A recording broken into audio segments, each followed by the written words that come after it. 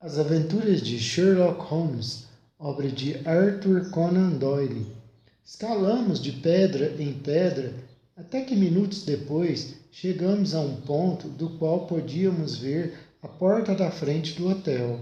A bicicleta de Hilder estava encostada na parede lateral.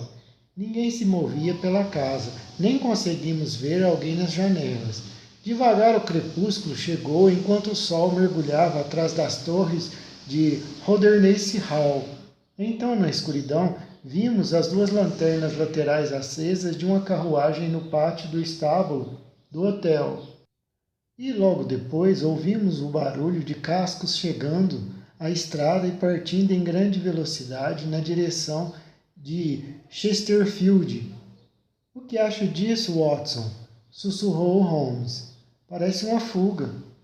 Só havia um homem na carruagem, pelo que pude ver. Bem, certamente não era o Sr. James Wilder, pois ele está ali, em frente à porta.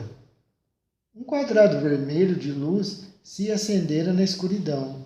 No meio dele estava o vulto negro do secretário, a cabeça inclinada para a frente, espreitando a noite. Era evidente que esperava alguém. Por fim, passos na estrada. Uma outra figura ficou visível por um instante contra a luz. A porta bateu e tudo ficou escuro novamente. 5 minutos depois, uma lâmpada foi acesa num quarto do primeiro andar. Parece ser uma categoria curiosa de fregueses, essa do galo de briga, disse Holmes. O bar fica do outro lado. Exato. Estes são o que podemos chamar de convidados particulares, Watson. Agora que diabo está o Sr. James Wilder fazendo naquela espelunca a essa hora da noite e quem é o sujeito que vem para encontrá-lo ali? Vamos, Watson. Precisamos realmente nos arriscar e tentar investigar isto um pouco mais de perto. Descemos juntos até a estrada e nos aproximamos silenciosamente da porta do hotel. A bicicleta ainda estava encostada na parede. Holmes acendeu um fósforo para examinar o pneu traseiro e eu ouvi rir baixinho quando a luz incidiu sobre um pneu Dunlop remendado. Bem acima de nós estava a janela iluminada. Preciso dar uma olhada lá, Watson.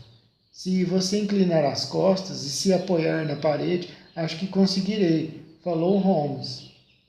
Logo depois, seus pés estavam nos meus ombros, porém mal chegou lá em cima e já estava embaixo de novo. Venha, meu amigo, disse Holmes. Nosso dia de trabalho foi bastante longo. Creio que já conseguimos tudo o que podíamos. É uma longa caminhada até o colégio e quanto mais cedo começarmos, melhor. Holmes mal abriu a boca durante aquela caminhada cansativa atrás do campo. E não entramos no colégio quando lá chegamos. Nós fomos para a estação de Mackleton, de onde ele enviou um telegrama. Tarde da noite, eu o ouvi colocando a mão nos ombros do Dr. Huxtable, prostrado pela tragédia da morte do seu professor e o consolando. E mais tarde ainda entrou no meu quarto, tão alerta e vigoroso como estivera quando começamos naquele dia. Está tudo muito bem, meu amigo Watson, disse Holmes. Prometo que antes de amanhã à noite teremos encontrado a solução deste misterioso caso. Às 11 horas seguinte, Holmes e eu estávamos andando pela famosa alameda de teixos de Holdernesse Hall. Entramos pela magnífica porta elisabetana e fomos levados ao escritório de Sua Graça. Lá encontramos o Sr. James Wilder, sério e cortês, mas com alguns vestígios daquele terror selvagem da noite ainda visíveis em seus olhos furtivos e na expressão crispada. Veio ver Sua Graça? Desculpe, mas o fato é que o Duque não está lá muito bem. Ficou muito abalado com as notícias trágicas. Recebemos um telegrama do Dr. Huxtable ontem à noite, que nos informou da descoberta de vocês. Preciso ver o Duque, Sr. Wilder, falou Holmes. Mas ele está no quarto dele, disse o Sr. James Wilder. Então precisa ir ao quarto dele. Creio que ele está na cama, falou ele. Vou vê-lo lá, não importa. O jeito frio e implacável de Holmes mostrou ao secretário James Wilder que era inútil discutir com ele. Muito bem, Sr. Holmes, eu direi a ele que está aqui. Depois de uma demora de 1 hora, o grande nobre apareceu. Seu rosto estava mais cadavérico do que nunca. Seus ombros estavam curvados e parecia ser um homem muito mais velho que na manhã anterior. Cumprimentou-nos com uma cortesia solene e sentou-se à sua escrivaninha, a barba vermelha caindo em ondas na mesa. Então, Sr. Holmes, disse, mas os olhos de meu amigo estavam fixos no secretário, que estava de pé atrás da cadeira do patrão. Creio, Sua Graça, que eu poderia falar mais francamente sem a presença do Sr. Wilder, falou Holmes. O homem ficou pálido como um fantasma e lançou um olhar malévolo para Holmes. Se Sua Graça desejar... Sim, seria melhor você ir agora. Sr. Holmes, o que tem para dizer? Meu amigo esperou até que a porta se fechasse atrás do secretário James Wilder relutante. O fato, Sua Graça, disse, é que o meu colega, o Dr. Watson, e eu temos a garantia do Dr. Huxtable de que foi oferecida uma recompensa neste caso. Gostaria de ouvir a confirmação de seus próprios lábios. Certamente, Sr. Holmes, é verdade. Se fui informado corretamente, ela é de 5.000 libras para quem lhe disser onde está seu filho. Exatamente, isso mesmo. E outras 1.000 libras para quem disser o nome da pessoa ou pessoas que o mantêm preso. Exatamente, é isso. Neste último estão incluídos, sem dúvida, não somente aqueles que o levaram, mas também aqueles que conspiram para que ele continue na situação atual. Sim, exclamou o Duque, impaciente. Se fizer bem o seu trabalho, Sr. Sherlock Holmes, não terá motivo para reclamar de um tratamento mesquinho, pode acreditar. Meu amigo esfregou as mãos magras com uma expressão de avidez que me surpreendeu, pois eu conhecia seus hábitos frugais. Creio que vejo o talão de cheques de Sua Graça sobre a mesa, ele disse. Ficaria contente se fizesse um cheque de 6.000 libras. Talvez fosse melhor cruzá-lo. O Capital and Cutts Bank, filial da Oxford Street, é o meu agente. Sua Graça sentou-se austera e rigidamente na sua cadeira e olhou de modo severo para Holmes. Isto é uma brincadeira, Sr. Holmes. Não é nem de longe um assunto para divertimento. Entenda. Ora, de modo algum, Sua Graça. Nunca fui tão sério em minha vida quanto estou sendo agora, respondeu Holmes. O que significa isso, então? Quero dizer que ganhei a recompensa. Sei onde está seu filho e conheço pelo menos alguns daqueles que o mantêm preso. A barba do Duque ficou mais agressivamente vermelha do que nunca contra sua face branca pálida. Onde está ele? Gaguejou. Está ou estava na noite passada no Hotel Galo de Briga, a cerca de 3 quilômetros de seus portões. Mas e quem o senhor acusa, Sr. Holmes? Lhe perguntou o Duque. A resposta de Sherlock Holmes foi esclarecedora. Deu rapidamente um passo à frente e tocou o Duque no ombro. Eu acuso o senhor, disse. E agora, Sua Graça, eu lhe peço aquele cheque.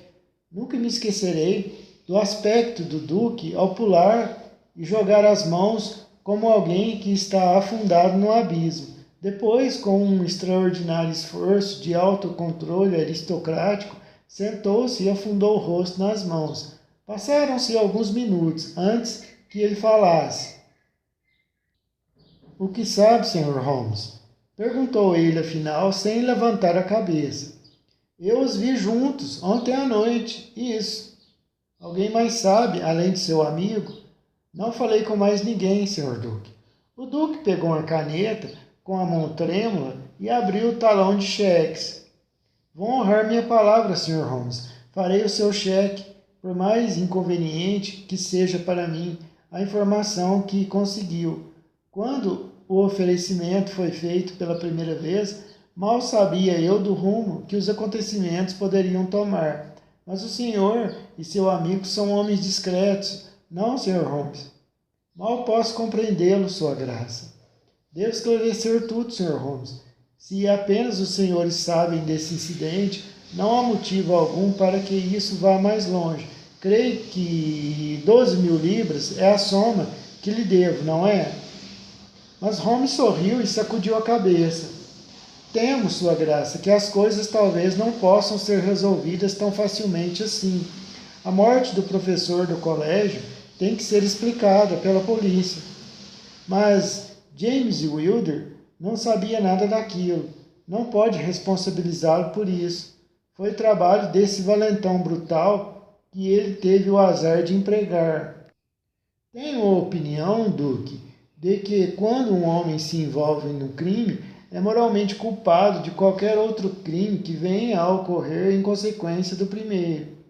Moralmente, Sr. Holmes, sem dúvida está certo, mas provavelmente não aos olhos da lei. Um homem não pode ser condenado por um assassinato a que não esteve presente e ao qual abomina e detesta tanto quanto o Senhor. Assim que soube do fato, ele me fez uma confissão completa de tanto remorso e horror que sentia. Não perdeu uma hora para despedir o assassino. Ó, Sr. Holmes, o Senhor tem de salvá-lo, tem de salvá-lo. Peço-lhe que o salve.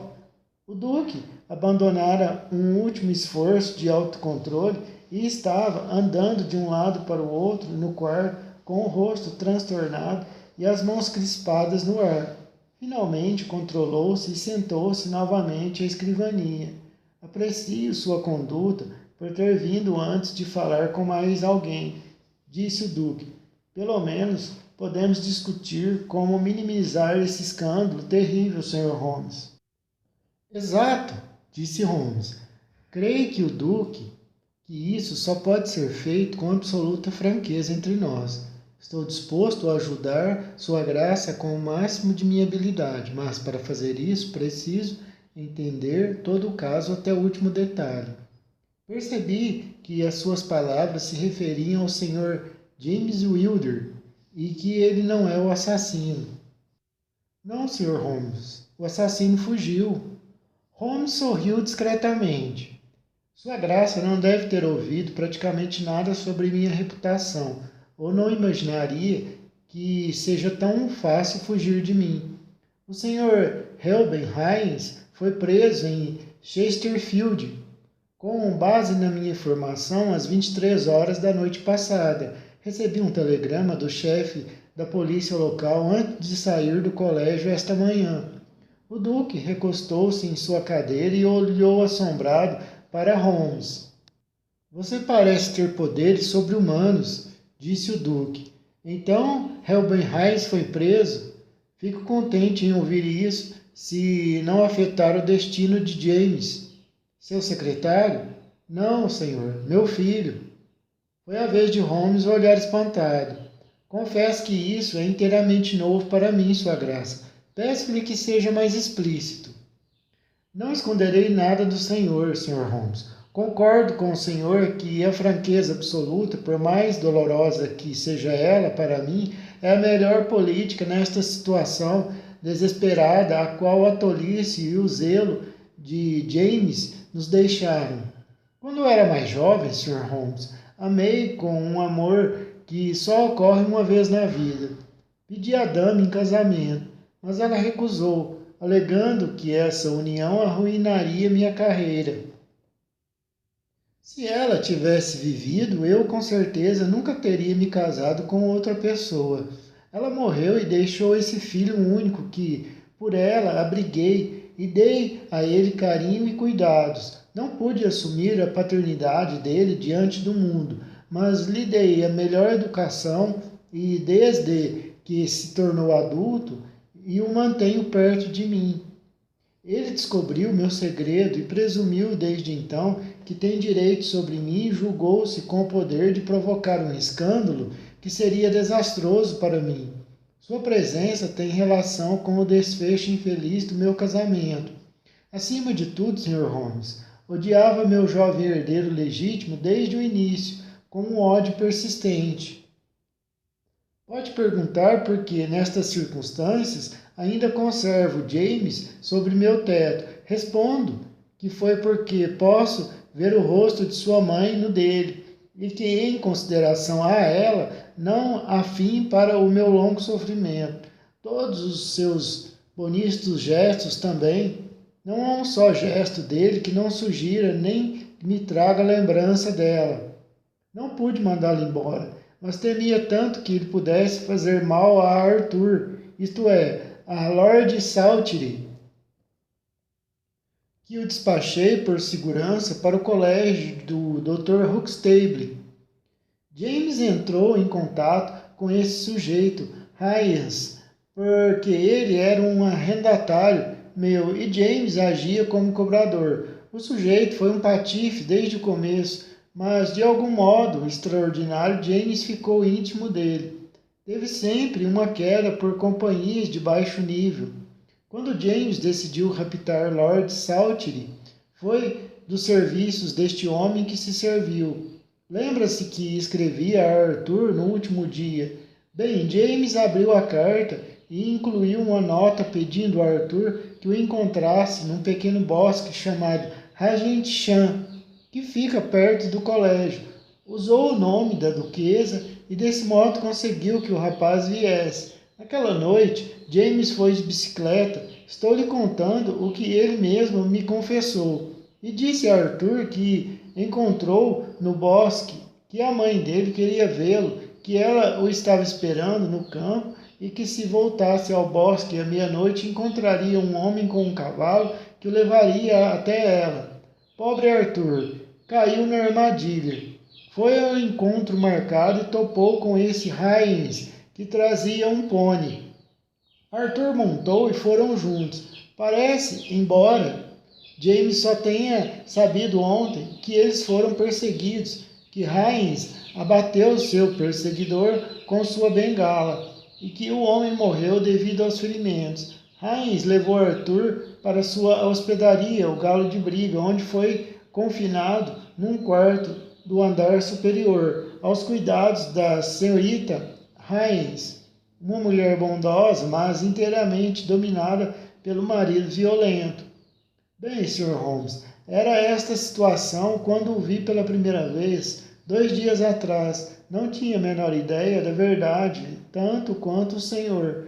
O senhor me perguntará qual o motivo que levou James a praticar o ato. Respondo que havia muito de irracional e fanático no ódio que nutria por meu herdeiro. Do seu ponto de vista, ele próprio deveria ser o herdeiro de todas as minhas propriedades e se ressentia profundamente das leis sociais que tornavam isto impossível. Ao mesmo tempo, tinha também uma razão definida. Estava ansioso para que eu rompesse o vínculo e achava que tinha poder para isto. Queria fazer uma barganha comigo, devolver Arthur se eu rompesse o vínculo e assim deixar-lhe os meus bens por meio de testamento. Ele sabia que eu não pediria de boa vontade a ajuda da polícia. Digo que ele iria me propor essa barganha, mas na verdade não fez isso porque os acontecimentos se precipitaram e ele não teve tempo de pôr em prática os seus planos. O que arruinou todo este plano perverso foi a sua descoberta do corpo desse tal Ranger. James ficou horrorizado com a notícia. Soubemos ontem, quando estávamos juntos neste escritório. O Dr. Huxtable mandou um telegrama. James foi dominado por tanto remorso e agitação que as minhas suspeitas, que nunca estiveram inteiramente ausentes, transformaram-se no mesmo instante em certeza. E eu o acusei do ato. Fez uma confissão completa e voluntária. Depois me implorou que eu guardasse seu segredo por 3 dias, a fim de dar ao seu desventurado cúmplice uma chance de salvar a vida cheia de culpa. Concordei, como sempre, as suas súplicas e imediatamente James correu até o galo de briga para avisar Hines e lhe proporcionar um meio de fuga. Não podia ir lá de dia, né, sem provocar comentários, mas assim que a noite caiu, fui correndo ver meu querido Arthur. Encontrei-o salvo e bem, mas horrorizado pelo terrível ato que testemunhara. De acordo com a minha promessa e contra a minha vontade, consenti em deixá-lo lá por 3 dias, sob os cuidados da senhorita Hines, já que era evidente a impossibilidade de informar a polícia onde ele estava, sem lhes dizer também que era o assassino, e eu não conseguia imaginar como aquele assassino poderia ser punido sem arruinar o meu infeliz James. Pediu franqueza, Sr. Holmes, e cumpri a palavra, pois agora contei-lhe tudo, sem apelar para rodeios ou subterfúgios. Use da mesma franqueza comigo. Eu farei, disse Holmes. Em primeiro lugar, Sua Graça, devo dizer que se colocou numa posição muito séria aos olhos da lei. O senhor foi conivente com um delito grave e ajudou a fuga de um assassino, pois não duvido que qualquer dinheiro levado por James Wilder para ajudar seu cúmplice na fuga veio do bolso de Sua Graça. O duque se mexeu na cadeira. Esta é realmente uma questão muito grave, ainda mais condenável, na minha opinião, Sua Graça, é a sua atitude em relação ao seu filho mais novo. O senhor o deixou nesse antro por 3 dias, sobre promessas solenes, disse o duque. O que não são promessas solenes para pessoas como essas? O senhor não tem garantias de que ele não será levado embora novamente. Em favor do seu filho mais velho culpado, expôs seu filho inocente mais novo a um perigo iminente e desnecessário. Foi uma atitude injustificável. O orgulho do senhor de Holdernesse não estava acostumado a ser tão ferido em sua própria residência ducal. Holmes foi direto, franco, duro com o duque.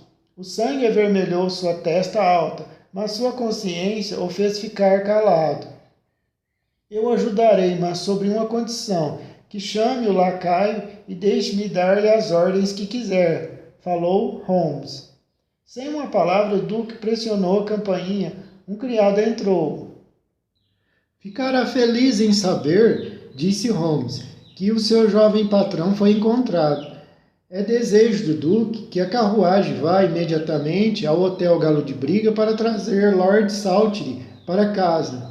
Agora, disse Holmes, depois que o lacaio saiu alegre, tanto assegurado o futuro, podemos ser mais clementes com o passado. Não estou em missão oficial e não há motivo, desde que os fins da justiça sejam cumpridos, para revelar tudo o que sei. Quanto a Hayes, não digo nada. A forca o espera e não faria nada para salvá-lo.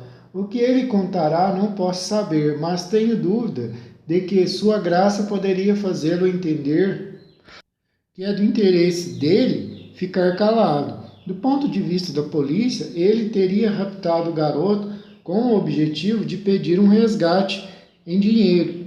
Se eles não descobrirem por si mesmos, não vejo motivo para que eu os ajude a ter uma visão mais ampla. Contudo, devo avisar Sua Graça que a permanência do Sr. James Wilder em sua casa só pode resultar em infortúnio. Sei disso, Sr. Holmes, e já está acertado que ele irá embora para sempre e tentará fazer fortuna na Austrália. Nesse caso, Sua Graça, desde que o senhor mesmo percebeu que toda a infelicidade do seu casamento foi causada pela presença dele, sugeriria que fizesse as correções que pudesse em relação à duquesa e que tentasse reatar as relações que foram interrompidas de modo tão inconveniente. Isso também já foi resolvido, Sr. Holmes. Escrevi à duquesa esta manhã. Então, disse Holmes, levantando-se, creio que meu amigo e eu podemos nos congratular pelos vários resultados felizes dessa nossa visitinha ao norte. Há um outro ponto sobre o qual desejo um esclarecimento. Esse sujeito, Hyans, ferrara seus cavalos com ferraduras que imitavam pegadas de vaca. Foi o Sr. Wilder que aprendeu este ardil tão extraordinário? O Duque ficou pensativo por um momento, com uma expressão de surpresa no rosto. Depois abriu uma porta e nos levou até um aposento grande, decorado com um museu. Foi até uma caixa de vidro num canto e apontou para a inscrição. Estas ferraduras, lia-se, foram desencavadas do fosso de Holdernesse Hall. São para o uso de cavalos, mas são moldadas embaixo com uma placa de aço fendida a fim de despistar perseguidores. Supõe-se que pertenceram a alguns dos barões saqueadores de Holdernesse Hall na Idade Média. Holmes abriu a caixa e, umedecendo o dedo, passou pela ferradura. Uma fina camada de lama recente ficou em sua pele. Obrigado, disse, enquanto recolocava o vidro. É a segunda coisa mais interessante que vi no norte. Ué, e a primeira? Perguntou o Duque.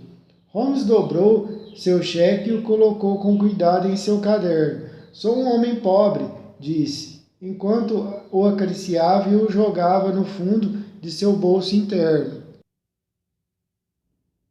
Confesso que nunca vi Sherlock Holmes em tão boa forma, tanto mental quanto física, como no ano de 1895. Sua fama crescente atraíra uma imensa clientela, e eu seria acusado de indiscrição se me referisse à identidade de alguns dos ilustres clientes que passaram pela nossa humilde soleira da Baker Street. Mas Holmes, como todos os grandes artistas, vivia pelo amor à arte e, salvo no caso do Duque de Holdernesse Hall, raramente ouvi pedir uma grande recompensa pelos seus inestimáveis serviços. Ele era tão indescritível ou tão caprichoso que frequentemente recusava sua ajuda ao poderoso e rico, quando o problema não o atraía, mas seria capaz de dedicar semanas da mais intensa concentração ao caso de um cliente humilde que tivesse aquelas qualidades estranhas e dramáticas que apelavam para sua imaginação e desafiavam seu talento. Nesse memorável ano de 1895, uma sucessão curiosa de casos incongruentes ocupava sua atenção, começando com a famosa investigação da morte súbita do cardeal Tosca, uma investigação realizada por ele segundo o desejo expresso de sua santidade o Papa, até a prisão de Wilson, o notório treinador de canarinhos, que eliminou uma fonte de corrupção do extremo leste de Londres. Logo após estes dois casos famosos, veio a tragédia de Rosamund Lee e as circunstâncias misteriosas que cercaram a morte do capitão Peter Carey. Nenhum registro dos feitos de Sherlock Holmes estaria completo se não incluísse um relato deste caso incomum. Durante a primeira semana de julho, meu amigo se ausentava com tanta frequência e por tanto tempo que eu percebi que estava metido em alguma coisa. O fato de que vários homens de aparência rude aparecessem durante esse período perguntando pelo capitão Basil me fez compreender que Holmes estava trabalhando em algum lugar usando um dos seus numerosos disfarces e nomes com os quais ocultava sua identidade. Ele tinha pelo menos 5 pequenos refúgios em áreas diferentes de Londres, nos quais podia mudar de personalidade. Ele não me falou nada a respeito desse negócio e eu não tinha o costume de forçar uma confidência. O primeiro sinal positivo que ele me deu do rumo que sua investigação estava tomando foi algo extraordinário. Holmes saíra antes do café da manhã e eu havia me sentado para tomar o meu quando ele entrou apressado na sala. Holmes estava com um chapéu na cabeça e um guarda-chuva debaixo do braço. Meu Deus, Holmes, exclamei, você não vai me dizer que estava andando aí por Londres com essa coisa. Fui até o açougue e voltei. O açougue? E voltei com muito apetite. Não se pode duvidar, meu caro Watson, do valor do exercício antes do café da manhã, mas posso apostar que você não vai adivinhar que tipo de exercício eu fiz. Nem vou tentar, Holmes. Holmes deu uma risada enquanto eu o servia de café. Se você tivesse observando os fundos da loja de Alardice, teria visto um porco morto pendurado em um gancho preso no teto e um cavalheiro em mangas de camisa perfurando-o furiosamente com esta arma. Holmes me mostrou o guarda-chuva e não percebi que não era um guarda-chuva coisa alguma, era uma espécie de lança. Eu era essa pessoa vigorosa e fiquei satisfeito por constatar que, sem usar a minha força, eu consegui trespassar o porco com um só golpe. Será que você gostaria de tentar? De nenhum modo. Mas por que estava fazendo isso? Porque eu achava que tinha uma ligação indireta com o mistério de Holdmans Lee. Ah, Hopkins, recebi seu telegrama ontem à noite e estava esperando você. Entre e sente-se conosco. Chegou um visitante. Era um homem extremamente atento, de uns 30 anos, vestido com um discreto terno de tweed, mas que conservava a postura ereta de alguém acostumado a usar o uniforme. Eu reconheci logo Stanley Hopkins, um jovem inspetor de polícia em cujo futuro Holmes tinha grandes esperanças, enquanto ele, por sua vez, demonstrava a admiração e respeito de um aluno pelos métodos científicos do famoso amador. O rosto de Hopkins estava com uma expressão sombria e ele se sentou com um ar de profundo desânimo. Eu lhe ofereci café. Não, senhor, obrigado. Eu tomei café antes de vir para cá. Passei a noite na cidade, porque vim ontem para fazer um relato. E o que você tinha para relatar? Lhe perguntou Holmes. Um fracasso, senhor. Um fracasso completo. Não fez nenhum progresso? Nenhum. Meu Deus, preciso examinar esse assunto. Gostaria que fizesse isso, Sr. Holmes. É a minha primeira grande oportunidade e eu não sei o que fazer. Pelo amor de Deus, venha me dar uma luz. Bem, acontece que eu li todos os depoimentos disponíveis, inclusive o relatório da investigação, com certo cuidado. Por falar nisso, o que acha daquela bolsa para tabaco encontrada no local do crime? Não há nenhuma pista ali? Hopkins pareceu surpreso. A bolsa era do próprio homem, suas iniciais estavam do lado de dentro e era de pele de foca, e ele era um velho caçador de focas, mas ele não tinha cachimbo. Não, senhor, não encontramos nenhum cachimbo. Na verdade, ele fumava muito pouco, e mesmo assim ele podia guardar um pouco de fumo para os seus amigos. Sem dúvida, falou Holmes. Eu só mencionei isso porque, se eu estivesse lidando com o caso, usaria isso como ponto de partida da minha investigação. Mas o meu amigo, Dr. Watson, não sabe nada a respeito desse assunto e não me faria mal nenhum ouvir novamente a sequência dos fatos. Faça um resumo dos pontos principais, por favor. Stanley Hopkins tirou um pedaço de papel do bolso. Tenho aqui algumas datas que lhes mostrarão a carreira do homem morto. O capitão Peter Carey nasceu em 1855. 50 anos de idade, era o mais ousado e bem-sucedido caçador de focas e baleias. Em 1883, comandou o pesqueiro a vapor Sea Unicorn de Dundee. Fez então várias viagens sucessivas com êxito e no ano seguinte, 1884, se aposentou. Depois disso, viajou durante alguns anos e finalmente comprou uma pequena propriedade chamada Holdmans Lee, perto de Forest Hall, no Sussex. Viveu ali durante 6 anos e lá morreu há uma semana. 1845. Peter Carey nasceu. Havia alguns detalhes muito estranhos sobre o homem. Na sua vida comum, era um puritano convicto, um sujeito silencioso e sombrio. Ele morava com a esposa, sua filha de 20 anos e duas criadas. Estas duas eram trocadas constantemente, porque a situação nunca era muito animadora e às vezes ficava insustentável. O homem estava permanentemente bêbado e, quando lhe subia a cabeça, era um perfeito demônio. Sabia-se que levava a esposa e a filha para fora de casa no meio da noite e as açoitava no parque até que a vila inteira fosse despertada pelos gritos de ambas. Uma vez ele foi intimado por causa de uma tentativa feroz de agressão contra o velho vigário, que fora visitá-lo para queixar-se de sua conduta para com a esposa e a filha. Em suma, Sr. Holmes, teria de preocupar muito para encontrar um homem mais perigoso que Peter Carey, e ouvi dizer que agia da mesma maneira quando comandava seu navio. Era conhecido pelo apelido de Black Peter e recebeu o nome não só por causa de sua tez morena e a cor de sua barba imensa, mas também por suas extravagâncias que eram o terror de todos à sua volta. Não preciso dizer que era detestado e evitado por todos os vizinhos, e que não ouvi uma só palavra de pesar sobre o seu terrível fim.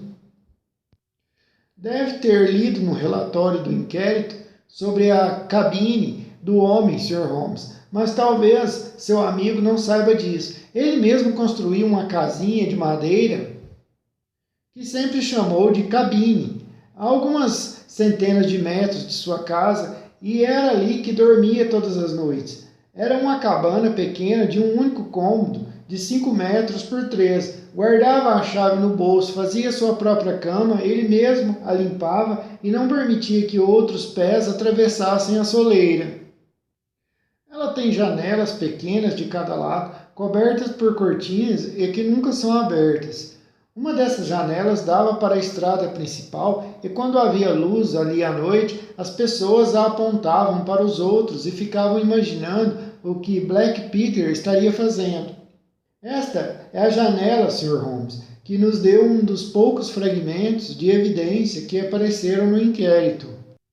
O senhor lembra que um pedreiro chamado Slater, que vinha a pé de Forest Hall por volta de 1 hora, 2 dias antes do assassinato, parou ao passar por perto e olhou para o quadrado de luz que ainda brilhava por entre as árvores. Ele jura que a sombra da cabeça de um homem de perfil era claramente visível na cortina e que esta sombra, com certeza, não era a de Peter Carey, que ele conhecia bem. Era de um homem com barba, mas essa barba era curta e eriçada para frente, de um modo diferente da do Capitão Peter. É o que ele diz, mas tinha ficado durante 2 horas no bar e a uma certa distância entre a estrada e a janela. Além disso, isto se refere à segunda-feira e o crime foi cometido na quarta. Na terça, Peter Carey estava num de seus piores humores, inflamado pela bebida e tão selvagem quanto uma perigosa besta danada. Ficou perambulando pela casa e as mulheres corriam quando o ouviam chegar. Tarde da noite foi para sua própria cabana. Por volta das 2 horas da madrugada, sua filha, que dormia com a janela aberta, por causa do calor, ouviu um grito de pavor vindo daquela direção. Mas não era raro ele rosnar e gritar quando estava bêbado, de modo que ela não tomou conhecimento. Deixou passar sem dar muita atenção.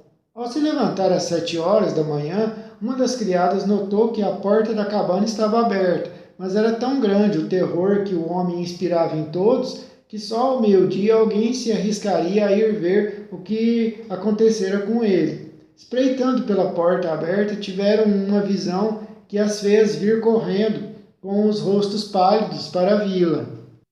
Em menos de 1 hora eu estava já no local e assumi o comando do caso. Ora, tenho nervos resistentes, como sabe, Sr. Holmes.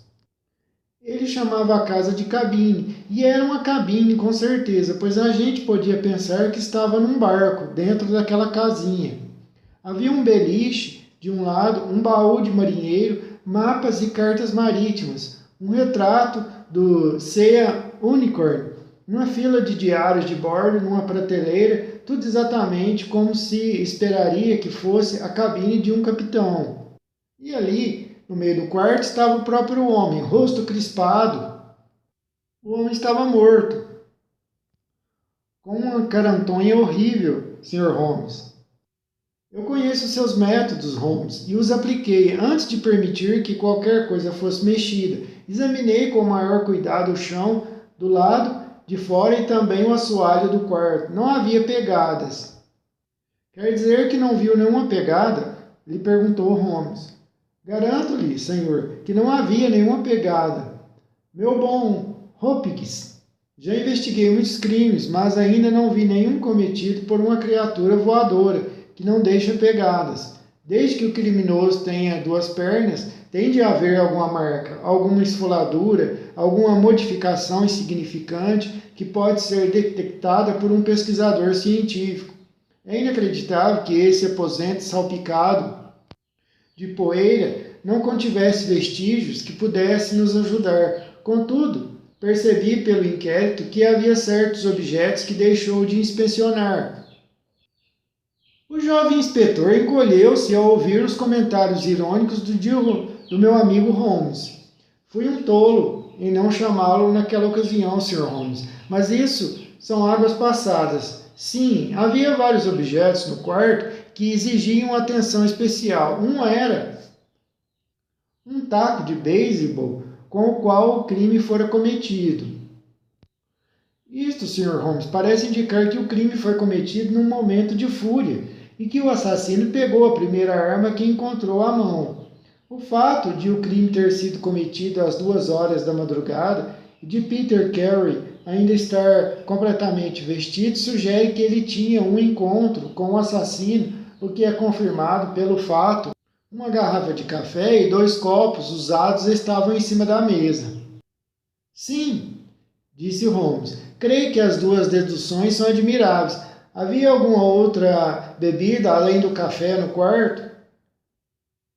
Não, Sr. Holmes, não havia mais nada. Fale mais sobre os objetos. Havia essa tabaqueira sobre a mesa. Em que parte da mesa? Perguntou Holmes. Estava no centro, senhor. Era de couro ordinário de foca, o couro de cerdas curtas, com uma tira de couro para amarrar. Por dentro da aba estava gravado PCW. Havia meia onça de tabaco forte de navio lá dentro. Excelente. O que mais? Stanley Hopkins tirou do bolso um caderninho de anotações forrado com um tecido grosso de lã. A parte externa estava enrugada e gasta, as folhas desbotadas. Na primeira página estavam escritas as iniciais J.H.N e a data 1883. Holmes o colocou na mesa e o examinou do seu jeito minucioso, enquanto Hopkins e eu olhávamos por cima dos ombros dele. Na segunda página estavam impressas as letras C.P.R. e depois vinham várias páginas e números. Outro título era Argentina, outro Costa Rica e outro São Paulo, cada um com páginas de símbolos e números depois. O que acha disso? Perguntou Holmes. Parecem listas e de ações da Bolsa de Valores. Pensei que JHN fossem as iniciais de um corretor e que CPR talvez fosse seu cliente. Tente Canadian Pacific Railway, disse Holmes. Stanley Hopkins praguejou baixinho e bateu na coxa com a mão fechada. Que tolo eu fui! Exclamou. É claro que isso. Então, JHN são as únicas iniciais que temos de descobrir. Já examinei as velhas listas da Bolsa de Valores e não consegui achar ninguém em 1883 na casa ou entre os outros corretores cujas iniciais correspondessem a essas. Mesmo assim, acho que esta pista é a mais valiosa que tenho. Talvez concorde, Sr. Holmes, que há uma possibilidade de que estas iniciais sejam as da segunda pessoa que esteve presente, em outras palavras, do assassino. Também insisto que o aparecimento, no caso de um documento relacionado a grande quantidade de ações valiosas, nos dá, pela primeira vez, alguma indicação de um motivo para este crime. Percebi que o rosto de Holmes mostrava que ele fora apanhado de surpresa por este novo fato. Devo admitir os 2 pontos, disse. Confesso que este caderninho de anotações que não apareceu no inquérito modifica qualquer opinião que eu tenha formado. Eu havia elaborado uma teoria do crime na qual não encontro lugar para isto. Tentou procurar alguns dos títulos mencionados aqui? Então, sendo feitas investigações agora nos escritórios, mas receio que os registros completos destes acionistas sul-americanos estejam na América do Sul e que sejam necessárias algumas semanas até que possamos rastrear as ações, Sr. Holmes. Holmes estivera examinando a capa do caderno com sua lente de aumento. Certamente existe aqui alguma descoloração, disse. Sim, senhor, é uma mancha de sangue. Eu lhe disse que peguei o livro no chão. A mancha de sangue estava em cima ou embaixo? Do lado, uma pequena gota de sangue em cima do livro, senhor. O que prova, é claro, que o livro foi largado depois que o crime foi cometido. Exatamente, Sr. Holmes. Observei esse detalhe e imaginei que foi largado pelo assassino na sua fuga apressada. Estava perto da porta. Suponho que nenhum destes títulos foi encontrado entre os bens do morto. Não, senhor. Tem algum motivo para suspeitar de roubo? Não, senhor. Nada parece ter sido tocado. Este, com certeza, é um caso muito interessante. Então havia uma faca, não? Uma faca de estojo, ainda na sua bainha, Sr. Holmes. Estava aos pés do falecido. A senhorita Carey a identificou como sendo de propriedade do marido, Sr. Holmes. Holmes ficou pensando durante algum tempo. Bem, disse por fim, acho que tenho de sair e dar uma olhada. Stanley Hopkins deu um grito de alegria. Obrigado, senhor. Na verdade, tirará um peso da minha consciência. Holmes balançou o dedo na direção do inspetor. Teria sido uma tarefa mais fácil uma semana atrás, disse, mas mesmo agora, minha visita pode não ser totalmente infrutífera. Watson, se dispuser de tempo, ficaria muito grato pela sua companhia. Se chamar uma carruagem, Hopkins, estaremos prontos para partir para Forest Hall em 15 minutos. Saltando na pequena estação à margem da estrada, percorremos alguns quilômetros em meio aos restos espalhados de bosques que haviam sido parte da grande floresta que por muito tempo manteve os saxões invasores à distância. A impenetrável Hilde, por 60 anos, o baluarte da Inglaterra. Vastas porções dela foram desmatadas, porque este é o local das primeiras usinas siderúrgicas do país e as árvores foram cortadas para fundir o minério. Agora os campos mais ricos do norte absorveram o ofício e nada, a não ser estes bosques devastados e grandes marcas na terra, mostra o trabalho do passado. Aqui, numa clareira, sobre a encosta verdejante de uma colina, ficava uma casa de pedra, comprida e baixa, onde se chegava por um caminho tortuoso que passava pelos campos. Mais perto da estrada e cercada por arbustos, em 3 lados havia uma pequena cabana, uma janela e a porta se abrindo na nossa direção. Era o cenário do crime.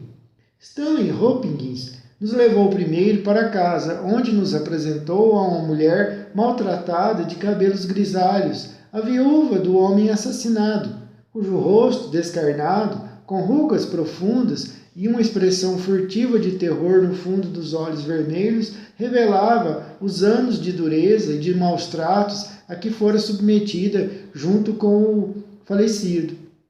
Com ela estava a filha, uma garota pálida e loura, cujos olhos tinham um brilho desafiador, enquanto nos dizia que estava contente por seu pai estar morto e que abençoava a mão que o matara.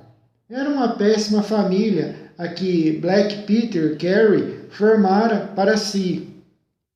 E foi com alívio que nos encontramos de novo sobre a luz do sol e andando por um caminho que fora trilhado pelos pés do morto. A cabana era uma moradia das mais simples, paredes de madeira, teto de telhas de ardósia, uma janela ao lado da porta e uma outra nos fundos. Stanley Hopkins tirou a chave do bolso e a colocara na fechadura quando parou, com uma expressão atenta e surpresa no rosto. Alguém tentou forçá-la, Sr. Holmes, disse. Não havia dúvida sobre isso. A madeira estava cortada e os arranhões apareciam brancos na pintura, como se tivessem sido feitos naquele instante. Holmes estivera examinando a janela. Alguém tentou forçar isso também. Seja quem for, não conseguiu entrar. Deve ser um ladrão muito medíocre. Esta é uma coisa extraordinária, disse o inspetor. Eu podia jurar que estas marcas não estavam aqui ontem à noite, Sr. Holmes.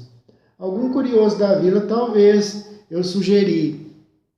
Bastante improvável, Watson. Poucos deles ousariam entrar nesta propriedade, muito menos forçar a entrada na cabine. O que acho disso, Sr. Holmes?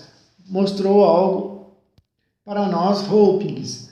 Acho que o acaso está sendo muito bom conosco. Quer dizer que a pessoa voltará? É muito provável. Ele nos mostrou um chapéu caído atrás da casa num canto. O homem do chapéu veio esperando encontrar a porta aberta. Tentou entrar com a lâmina de um pequeno canivete. Não conseguiu. O que ele faria? Voltaria na noite seguinte com a ferramenta mais útil. E, claro, se lembraria de pegar o chapéu antes de ir embora. É o que eu diria. Será uma falha nossa se não estivermos aqui para recebê-lo, obviamente. Enquanto isso, deixe-me ver o interior da cabine. As marcas da tragédia tinham sido removidas, mas a mobília dentro do pequeno aposento ainda estava como na noite do crime. Durante 2 horas, com a mais intensa concentração, Holmes examinou tudo, cada objeto, principalmente o chapéu, mas seu rosto mostrava que a busca não fora bem sucedida. Apenas uma vez parou em sua investigação paciente. Holmes tirou alguma coisa desta prateleira? Holmes. Tirou alguma coisa desta prateleira? Hopkins, perguntou Holmes. Não, senhor, não tirei nada. Agora foi retirado. Há menos pó neste canto da prateleira do que em qualquer outro lugar. Deveria haver um livro neste lugar. Veja, talvez fosse uma caixa. Bem, não posso fazer mais nada. Vamos andar por esses lindos bosques, Watson, e dedicar algumas horas aos pássaros e às flores. Encontraremos o senhor mais tarde, Hopkins, e vamos ver se podemos chegar mais perto desse cavalheiro que fez esta visita noturna e perdeu o chapéu. Passava das 23 horas quando montamos nossa pequena emboscada. Hopkins preferiria deixar a porta da cabana aberta, mas Holmes era de opinião que isto despertaria suspeitas ao estranho. A fechadura era bastante simples e era preciso apenas uma lâmina forte para puxá-la. Holmes sugeriu também que deveríamos esperar não dentro da cabana, mas do lado de fora, entre os arbustos que cresciam perto da janela dos fundos. Assim teríamos condições de observar nosso homem se acendesse uma luz e descobrir o objeto de sua visita noturna clandestina.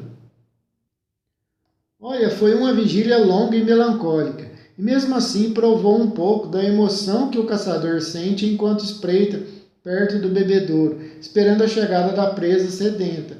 Que criatura selvagem era aquela que nos apareceria na escuridão? Seria um feroz tigre do crime, que só poderia ser capturado se lutássemos contra garras e unhas, ou seria algum chacal esquivo, perigoso apenas para os fracos e desprotegidos?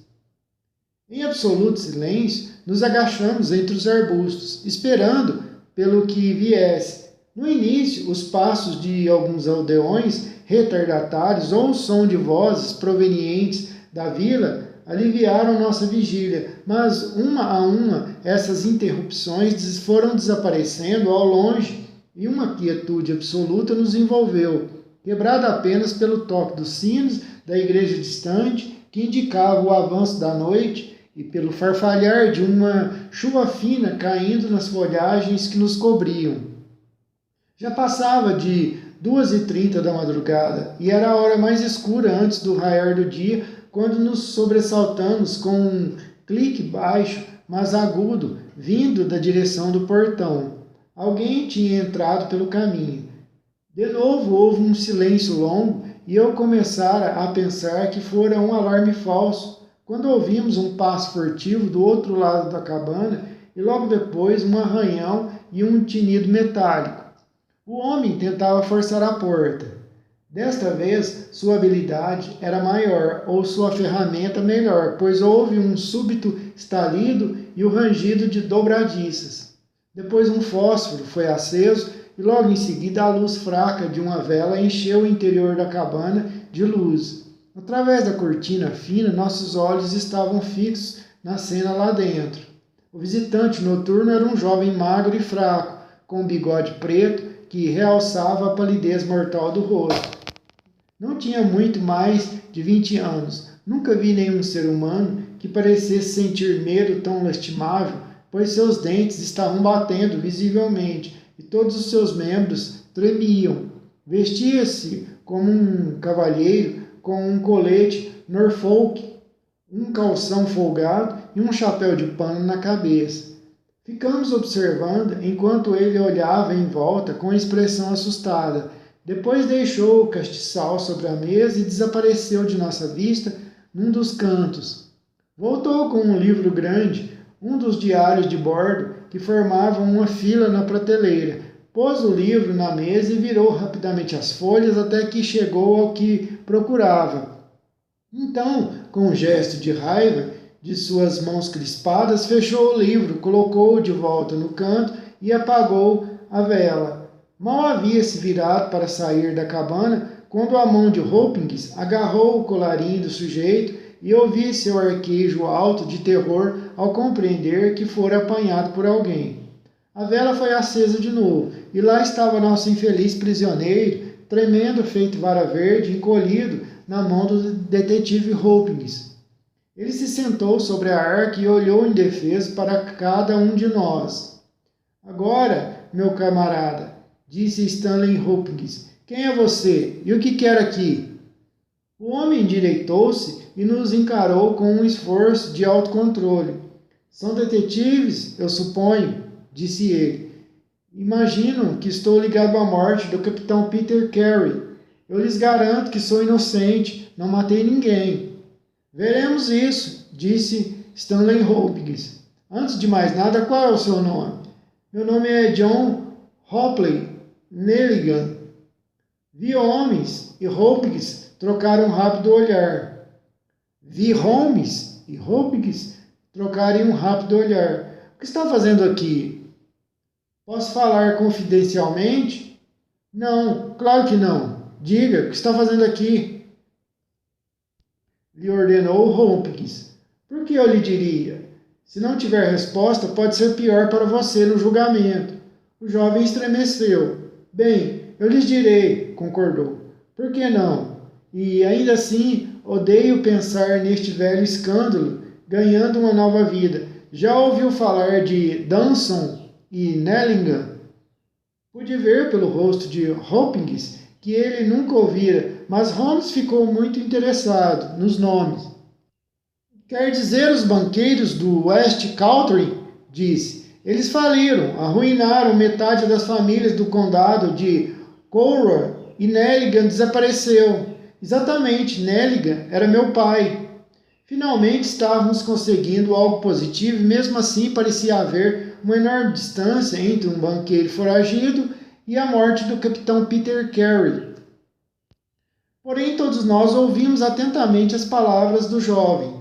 Meu pai foi o verdadeiro atingido. Danson se aposentara. Eu tinha apenas 10 anos de idade, era uma criança na época, mas era suficientemente crescido para sentir a vergonha e o horror de tudo aquilo. Sempre se diz que meu pai roubou todos os títulos e fugiu. Isso não é verdade. Ele acreditava que se lhe dessem tempo para vendê-los, tudo ficaria bem e todos os credores seriam pagos integralmente. Partiu em seu pequeno iate para a Noruega, um pouco antes de ser expedido o seu mandado de prisão. Posso me lembrar da última noite, quando deu adeus à minha mãe. Ele nos deixou uma lista dos títulos que estava levando e jurou que voltaria com sua honra limpa e que nenhum dos que confiaram nele iriam sofrer. Bem, nunca mais se ouviu falar do meu pai. Tanto ele como o iate sumiram completamente.